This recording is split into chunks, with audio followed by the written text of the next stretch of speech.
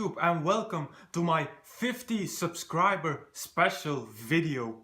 Now, first of all, I hope you noticed that I'm trying out something different to record today.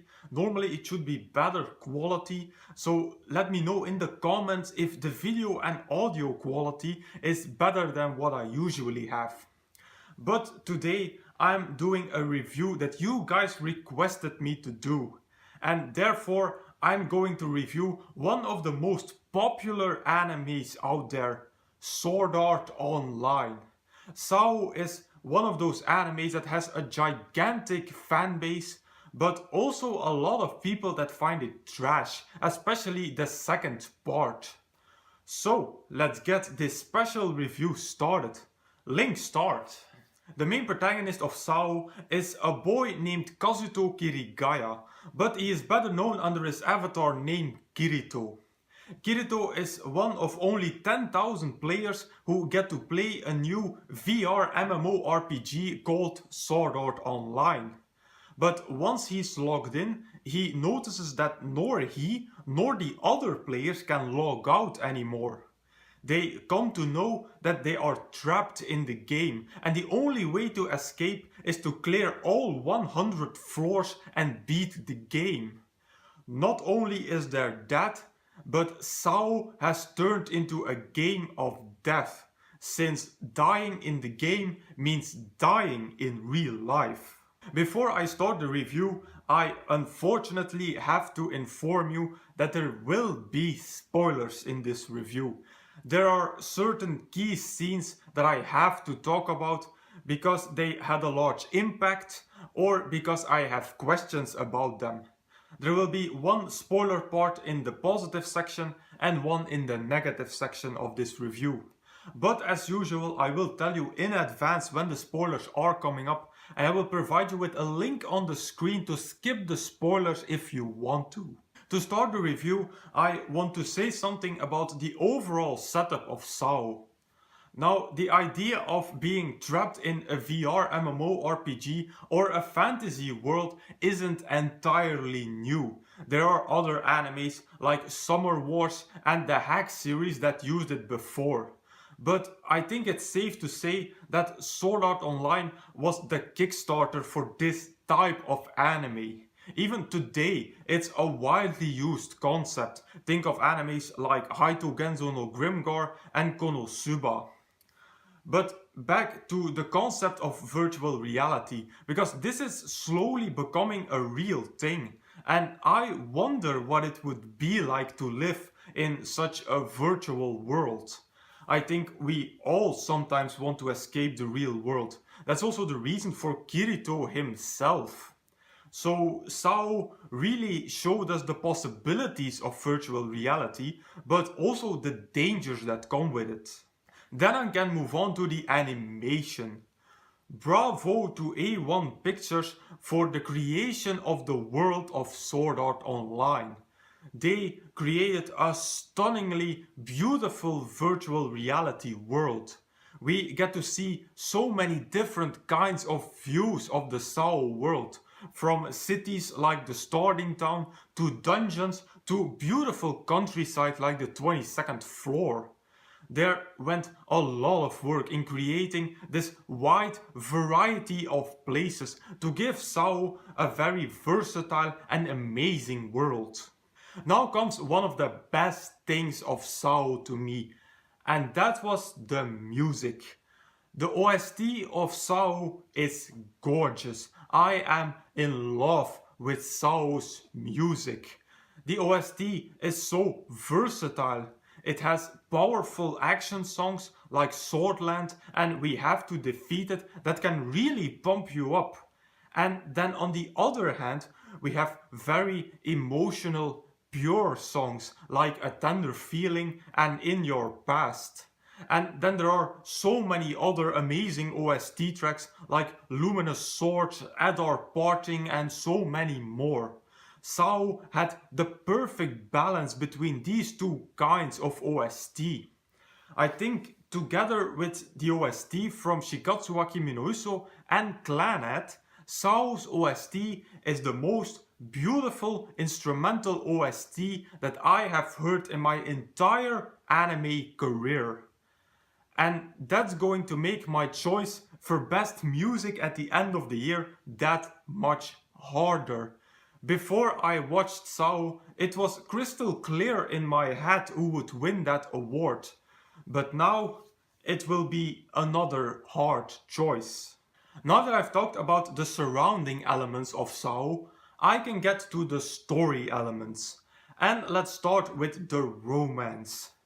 Kirito and Asuna are maybe the most popular anime couple out there, and it's needless to say that I already shipped their relationship long before I even watched Sao. Asuna and Kirito are such a lovely couple. Not the most original one, with Asuna being the typical semi-tsundere kind of character, but definitely a lovely one. They have such a pure kind of love towards each other, and that gives them so much strength, especially to Kirito, which becomes apparent in the second part of Sao. But I really love their relationship, and their romantical bond became even stronger towards the end of the first part and definitely in the second part of the anime. After the romance we get to the drama. Sao was a very cruel anime in my opinion. The main cruelty came from the fact that if characters die in the game, they die in real life. So every single time that I saw a character die in the game, I had that thought in my mind that that person just died in real life. And the anime makes that very clear in the first couple of episodes where we get some very emotional deaths. But apart from these deaths, there were some other very emotional moments in the anime. To me, the first really sad moment came at the end of episode 3. I can't tell what happens, but that was the very first real emotional moment, and it also gave Kirito a lot of development. But by far the most emotional moment came at the end of episode 12. I had to blink a tear away at that final scene, and I was so happy that that wasn't the end of that arc, but more about that in the spoiler part of the review. And finally, I want to talk about the characters. Let's talk with the main character, Kirito. I understand why Kirito stands in the top 10 of most liked characters on Anime Planet. He is a really good guy who always goes the extra mile to help others. That's something that's clearly shown in the different arcs in part 1 of Sao. He could perfectly be very selfish and look only after himself since he's so strong in Sao. But he always helps other characters with their problems. And in the second part, it's shown even more that Kirito would go above and beyond to reach his goal, here for a more obvious reason. From the main male, we go to the main female Asuna. Now, when I finished Sao Sunday night, I had quite the heated discussion with a good friend of mine about Asuna. He stated that Asuna was pretty useless in this anime, especially in the second part. And I completely disagree with that. Asuna was a very important character to Kirito. She was the reason that he would go above and beyond his limits. It was because of the strong love between the two of them that Kirito would stop at nothing, even if all odds were against him. And if we think beyond that, Kirito took his refuge in virtual reality games because he had lost his faith and interest in the real world. He had nothing that tied him to the real world. And then came Asuna, and now Kirito had a tie to the real world and a reason to clear the game. When his will to clear the game diminished, Asuna became his new light, and he had a new goal: to clear the game so that he could meet Asuna in real life. So Asuna was everything but useless in this anime. She gave Kirito the strongest buff he could ever get: the power to move on through love. Then a short word about Yui, a character who we meet later in the anime. She was just so adorable. I mean, how can you not like her? But anything more that I'm going to tell about Yui and about a certain other character are too much spoilers. So if you don't want to be spoiled on Sao, click the link on the screen to skip the following spoilers. Going further about Yui. Not only is she the epiphany of the love between Asuna and Kirito, but she is also the reason that I had to blink a tear away at the end of episode 12. I was so sad that she basically died in that scene. But on the other hand, I was so happy that they brought her back in the second part. They could have easily ended her arc there, just like they did with the other minor female characters in Sao. But it took the good decision to bring her back in Alfheim Online, and I was so relieved. Now, the final character I want and need to talk about is Sugo. Now, if you don't want to see me rage, then I suggest you skip this part. Because what a crazy, murderous, egocentric motherfucking bastard was he. Not only does he experiment on the mental health of 300 people, not only is he using Asuna to gain power in her father's company, not only does he try to become a godlike creature, not only does he want to rape Asuna in the virtual world, but also then he wants to rape her unconscious, comatose body in the real world. What kind of a sick bastard do you have to be to violate a girl in front of the one she loves, to then repeat that in real life while a tape of your first violation is playing in the background? I can think of a personality worse than that, and of a punishment severe enough for things like that. I even refrain from calling them people because they aren't anymore in my eyes. I am planning on making a top 10 most hated characters list, and you can bet your ass that this fucker will be very high on them. I even hate him more than Makoto, and if you saw my review of School Days, then you know how much I hate Makoto. So it was so soothing to watch Kirito him chop up into small pieces. I don't wish for a character to die very often in anime, but this guy, he needed to die. Now, that Kirito didn't kill him eventually in real life was to be expected.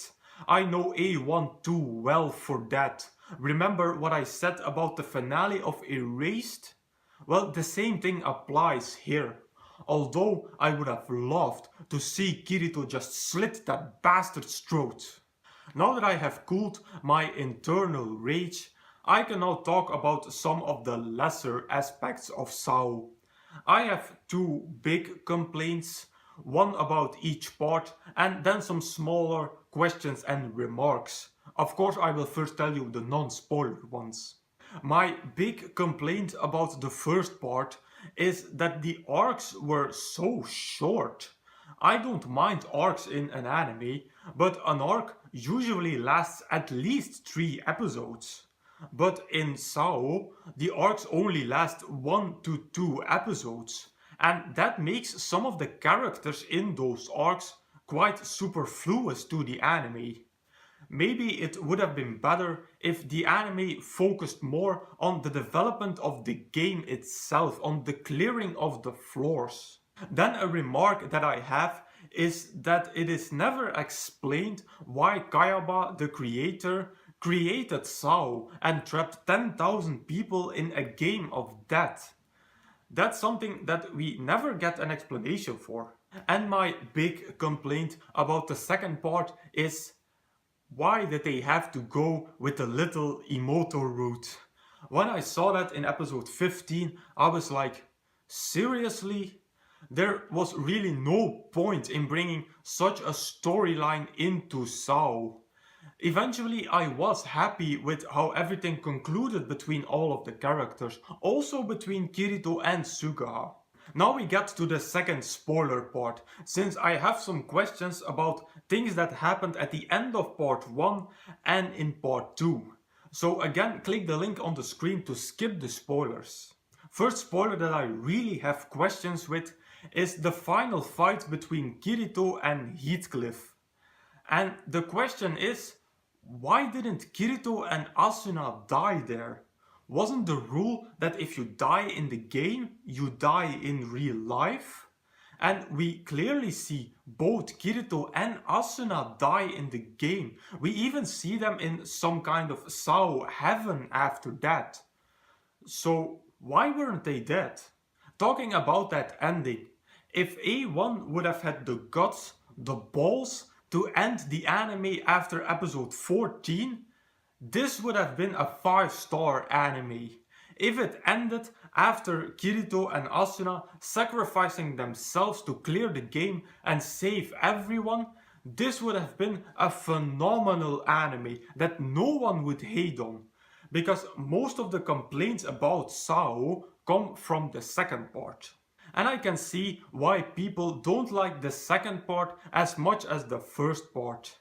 The intensity of the Alfheim game feels indeed way lower than in the Sao game, since the concept of death is no longer there.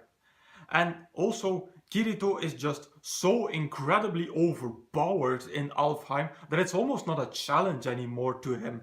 He just beats the crap out of everyone and almost clears the game single-handed, something that 100 players combined couldn't even do. Which brings me to my final point, which is, how does Kirito do his dual wielding in Alfheim? It is clearly shown that he lost that ability since it's a Sword Art Online unique skill, and then he starts doing it in Alfheim. Maybe it was his years of training, but I can't say for sure. So as a conclusion of this long review, do I think Sao is the best anime ever? No, I had too much small issues with it for that. But Sao was definitely a very fun ride, and I can see why this is one of the most popular anime of all time. And that's why I'm going to rate Sword Art Online at a solid 4 out of 5 stars. But with a special GV recommendation for starting anime watchers. This is a very good anime to start with if you're new in the anime world, since it applies to a lot of different types of anime watchers. It will apply to fans of drama, romance, fantasy, action and more than that. So it's a very versatile anime to start figuring out what your type of anime will be. Now, this was my first review for my 50 sub celebration, and yes, the first one, because of course I'm going to review the second anime of Sword Art Online as well. Expect that review in another 2 weeks. My recommendation for Sao is Haito Genzo no Grimgar. Grimgar also features a party that has to survive in a fantasy world. Now, Grimgar is way slower than Sao and focuses more on the mental development of the characters instead of the physical, which is still the main aspect of Sao. And with that I conclude my 50 subscriber special review of Sword Art Online. As usual, you can find the full list of all my animes and reviews over at Anime Planet. As usual, I will put a link in the description box down below. Now if you want me to review a particular anime from this list, please put it in the comments. Also, if you have a recommendation for me, put them in the comments as well.